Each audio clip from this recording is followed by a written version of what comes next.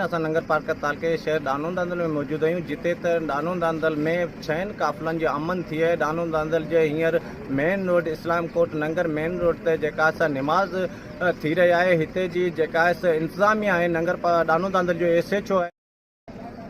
असां बीठा आहियूं SHO दानो दांदल आहियां मां। इमाम हुसैन जी ड्यूटी आहे, अॼु 10 मुहर्रम हराम आहे, इन जे लाइ असां बीठा ड्यूटी जे लाइ। रेंजर्स भी मौजूद आहे, पुलिस भी मौजूद आहे, असां पाण बीठा आहियूं, ड्यूटी ॾियूं पिया था। सुबुह तक़रीबन 8 खां वठी हलूं पिया था। हाणे 2 थिया आहिनि ॾींहं जा। नमाज़ पढ़ी पोइ जीअं प्रोसेस हूंदो इंशाअल्लाह सुठे नेक नियती असां सुठे नमूने सां ड्यूटी कयूं पिया था। बाला ऑफिसर साहबान जो बि हुकुम आहे असांखे सुठे नमूने सां ड्यूटी ॾियो। ठीकु आहे, ड्यूटी हले पई, कंटिन्यू आहे। इंशाअल्लाह शाम 6-7 ताईं ड्यूटी जेका हूंदी असां 12 ॼणा आहिनि असांजा पुलिस एहलकार ऑफिसर बि आहिनि, NGOs बि आहिनि, मां बि आहियां, रेंजर्स बि आहे, 10 माण्हू रेंजर्स जा बि आहिनि। ऐं मुख़्तलिफ़ इमाम बारगाह तां अचनि था, जुलूस दाने दांदल में अची गॾु थियनि था इमाम बारगाह मां। पोइ थींदे थींदे पोइ दाने दांदल शहर ते वरी शाम ग़रीबा थींदी, शाम 6-7 बजे ते प्रोसेस हलंदा। हलण खां बाद में ख़ुताम थींदो, तकरीबन 7 थी वेंदी। अलविदा नाना, अलविदा नाना, अलविदा नाना, अलविदा नाना,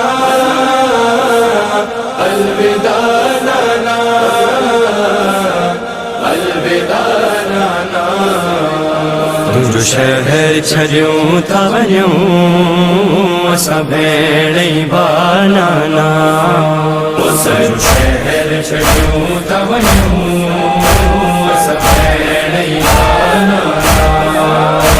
आबाद जो करणो आबाद जो करणो ओ वञी कर बबला नाना, जो शहर छॾियूं था वञूं असां भेण बानाना, जो शहर छॾियूं था वञूं असां भेण बानाना। बिन वक्त पखी पंहिंजो घर बि न छॾींदा है, बिन वक्त पखी पंहिंजो घर बि न छॾींदा है। ॾिस मूंखे वञा थो मां, ॾिस मूंखे वञा थो मां, आवते शानाना, जो शहर छॾियूं था वञूं असां भेण बानाना, जो शहर छॾियूं था वञूं असां भेण बानाना। तुंहिंजे रोज़े जो हाणे निगरान वञे थो पियो, तुंहिंजे रोज़े जो हाणे निगरान वञे थो पियो।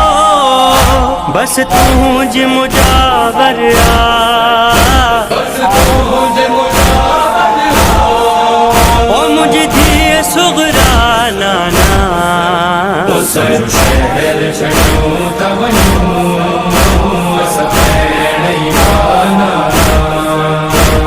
जो शहर छॾियूं था वञूं